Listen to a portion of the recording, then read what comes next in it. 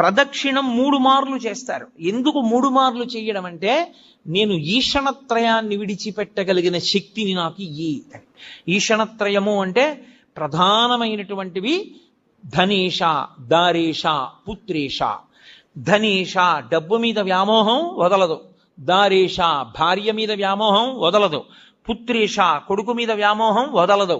ఈశ్వర, ఈ వ్యామోహాలన్నీ వెంట పెట్టుకుని ఏం పొందుతాను? పెద్దవాడిని అయిపోయాను, నాకు ఇంకా ఈ వ్యామోహాలు తగ్గించి నువ్వు వాణ్ణి భద్రంగా నువ్వు చూడు అని కోరుకుని తిరిగితే 3 మార్లు దాని చేత వాసనాత్రయాన్ని ఈశ్వరుడు తీసేస్తాడు, ఈషణత్రయాన్ని తీసేస్తాడు. తీసేసిన తర్వాత బలిమంటపం దగ్గరికి రావాలి. వచ్చి బలిమంటపం దగ్గర నమస్కారం చెయ్యాలి. ఎందుకు అంటే, మనలో ఉండేటటువంటి కామక్రోధ లోభమద మోహమాత్సర్యములనేటటువంటి అరిషడ్వర్గములను బలివ్వాలి అక్కడ.